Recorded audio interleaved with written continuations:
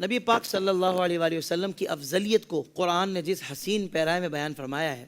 میں چاہوں گا قبلہ شاہ صاحب کے ناظرین کو اس سے بھی آگاہ فرمائیں تاکہ ہمارے قلوب و اذہان اس سے منور ہو جائیں۔ عقیدے کا ایک جملہ شروع سے تاکہ بنیاد بن جائے، اور پھر اس کا میں جواب عرض کروں گا۔ من حیث النبوۃ والرسالہ، سیدنا آدم سے نبی پاک صلی اللہ علیہ وبارک وسلم تک جملہ انبیاء کرام علیہ الصلوۃ والسلام سب رسول اعظام اپنے منصب کے لحاظ سے برابر،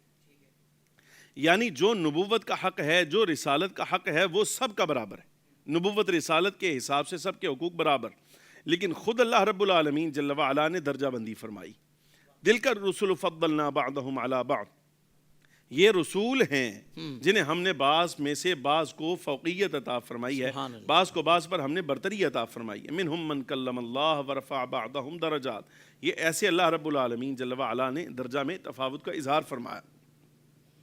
امام الانبیاء صلی اللہ علیہ وبارک وسلم تو آپ کے بارے میں سب سے پہلے تو پوری امت کا اجماع ہے کہ جملہ انبیاء کرام علیہ الصلوۃ والسلام میں سب سے افضل، سب سے اعلیٰ، سب سے برتر، سب سے فوق فخر عالم نور مجسم صلی اللہ علیہ وبارک وسلم کی ذات والا صفات ہے، اور اس کو اللہ رب العالمین جل وعلا نے قرآن عزیز میں کئی مقامات پر بیان فرمایا۔ وہ اسباب مختلف ہیں۔ ایک وصف، اللہ رب العالمین جل وعلا فرق فرماتا ہے دیگر انبیاء کرام علیہ السلام میں اور امام الانبیاء صلی اللہ علیہ وسلم میں۔ وہ فرق یہ ہے کہ سیدنا آدم علیہ السلام سے حضرت عیسیٰ علیہ السلام تک جملہ انبیاء کرام کا جتنا دور ہے، سب کی نبوت بھی اور سب کی رسالت بھی، یہ زمانی مکانی لحاظ سے ایک دائرے میں ہے،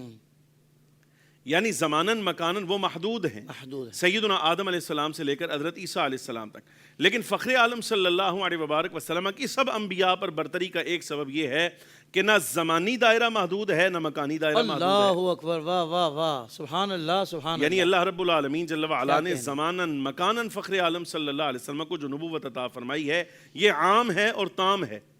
یہ قیامت تک، بلکہ جنتی جنت میں چلے جائیں، جہنمی جہنم میں چلے جائیں، فخر عالم صلی اللہ علیہ وبارک وسلم کی نبوت عامہ تامہ ایسی باقی رہنے والی ہے۔ باقی سب انبیاء کرام علیہ الصلوۃ والسلام کا دائرہ محدود۔ اللہ رب العالمین جل وعلا قرآن عزیز میں اس حقیقت کو یوں ارشاد فرماتا ہے صریح لفظوں میں، وما ارسلناک الا کافۃ للناس بشیرا ونذیرا، حبیب اکرم صلی اللہ علیہ وبارک وسلم، ہم نے آپ کو کافۃ للناس یعنی سب انسانیت کے لیے ڈرانے والا اور خوشخبری سنانے والا بنا کر مبعوث فرمایا ہے۔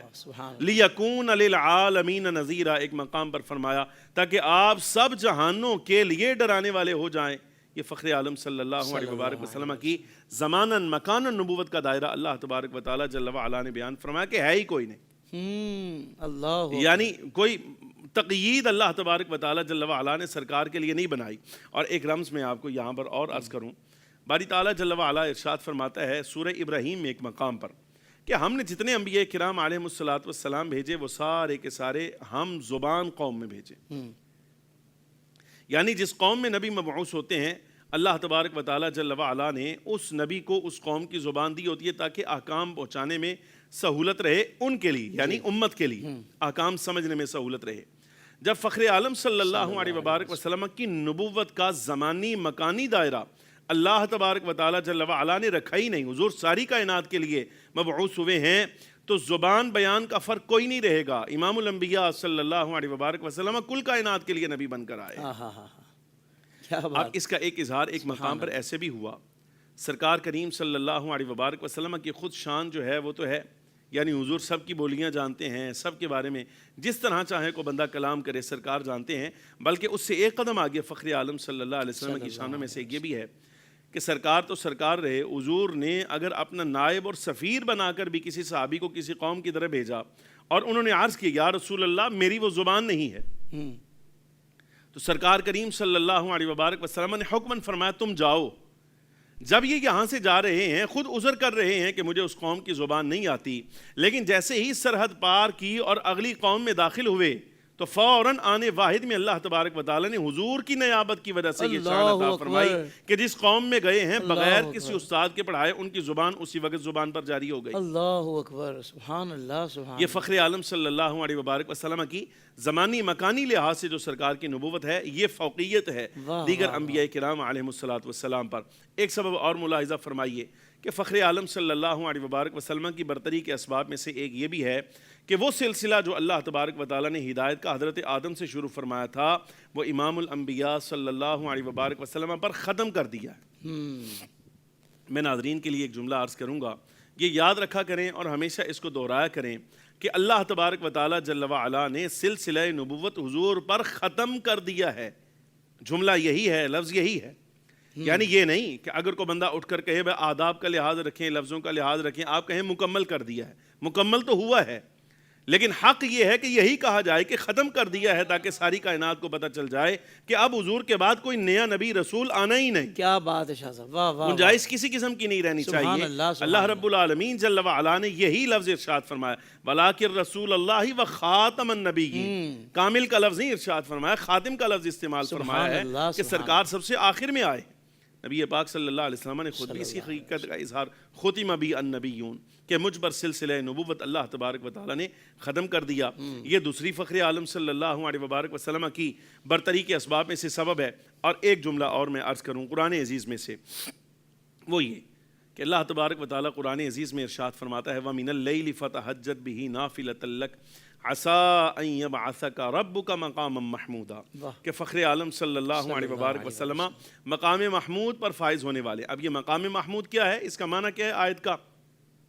ترجمہ کیا جائے تو معنی اس کا یہ بنتا ہے عن قریب آپ کا رب آپ کو ایسے مقام پر فائز فرمائے گا جہاں سب آپ کی تعریف فرمائیں گے۔ واہ واہ واہ واہ واہ، مقام محمود سے مراد یہ ہے کہ جہاں سب آپ کی تعریف کریں گے۔ 4 تفسیریں حضرت امام قرطبی رحمۃ اللہ علیہ نے مقام محمود کی فرمائی، 2 بیان کر دیتا ہوں، ایک تفصیل کے ساتھ اور ایک بغیر تفصیل کے۔ ایک تفسیر اس کی یہ ہے کہ مقام محمود سے مراد ہے شفاعت کا عطا ہونا، اس کے بارے میں روایات چلتی ہیں، بیان کی جاتی ہیں۔ لیکن دوسرا مقام جس کو صاحب تفسیر قرطبی نے بیان فرمایا اور ہمارے ائمہ کرام اس تفسیر کا باقاعدہ دفاع کرتے رہے کہ یہ برحق ہے، ٹھیک ہے، وہ یہ کہ مقام محمود سے مراد یہ ہے کہ اللہ تبارک و تعالیٰ قیامت کے روز بلا کیف، اس کی کیفیت ہم نہیں جانتے کہ کیسی ہوگی کیسی نہیں ہوگی، وہ اللہ تبارک و تعالیٰ جانتا ہے، یا میدان محشر میں کھڑے لوگ سب جان لیں گے، دیکھ لیں گے، وہ یہ کہ باری تعالیٰ جل وعلا بلا کیف حضور پر نور صلی اللہ علیہ وبارک وسلم کے لیے قیامت کے دن اپنی جناب میں کرسی لگوائے گا اور حضور پر نور صلی اللہ علیہ وبارک وسلم کو اس کرسی پر بٹھایا جائے گا۔ اللہ اکبر، یہ مقام محمود ہے۔